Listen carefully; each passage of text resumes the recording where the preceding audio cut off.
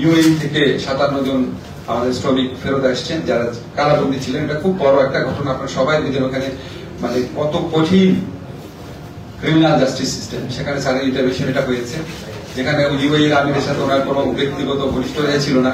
তো আমরা আশা করছি মালয়েশিয়ার অনেক জট খোলার ক্ষেত্রে আমরা ডক্টর ইউনূসের ইনফ্লুয়েন্স ইউজ করতে পারবো। এছাড়া আমি যখন এই মন্ত্রণালয়ের দায়িত্ব নিলাম, উনি আমাকে বলেছেন অন্য যে কোনো দেশে যাদের সাথে কথা বলে উনি কাজ হয় বলে মনে হয় ওনার, সেখানে উনি ফোন করবেন, করে দিবেন।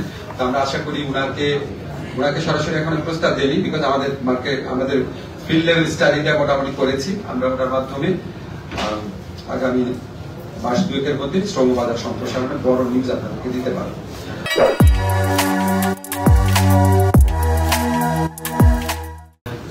এটা হচ্ছে আরেকটা জিনিস ছিল, সেটা হচ্ছে লাস্ট, এটা আপনাদের খুব আনন্দের সাথে জানাতে চাই, আমাদের যারা প্রবাসী শ্রমিক যারা এই ছাত্র জনতার বৈষম্য বিরোধী আন্দোলনের সাথে সংহতি জানিয়ে জীবন এবং জীবিকার ঝুঁকি নিয়ে ওখানে কারাবরণ করেছেন, আমরা ওনাদের এই স্যাক্রিফাইসটা সবাই মনে রেখেছি। আমি দেখেছি ওনারা যখন দেশে ফিরে আসার সিদ্ধান্ত হয়েছে, আপনারা সবাই পত্রিকা যারা আছেন, সাধারণ মানুষ সবাই কি পরিমাণ উচ্ছ্বসিত হয়েছেন।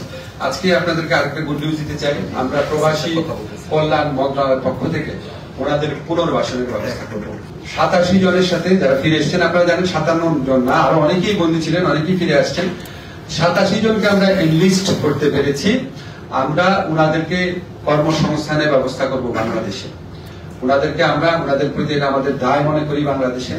আমরা প্রবাসী কল্যাণ ব্যাংকের প্রবাসী কল্যাণ যে স্কিম আছে বিভিন্ন আমাদের ওই মন্ত্রণালয়ের মাধ্যমে, আমাদের ব্যাংক আছে একটা, আমাদের একটা বোর্ড আছে, কল্যাণ বোর্ড আছে, আমাদের বিএমইটি আছে, যেখানে আমাদের মোট কথা আমাদের মন্ত্রণালয়ের মাধ্যমে তাদেরকে কর্মসংস্থান মানে চাকরি হোক, ব্যবসার উদ্যোগ হোক, সেটার ব্যবস্থা করব। দরকার হলে আমরা এখানে যারা প্রাইভেট সেক্টর আছে, যারা খুব মানব কল্যাণে কাজ করে, তাদের সাথে যোগাযোগ করব।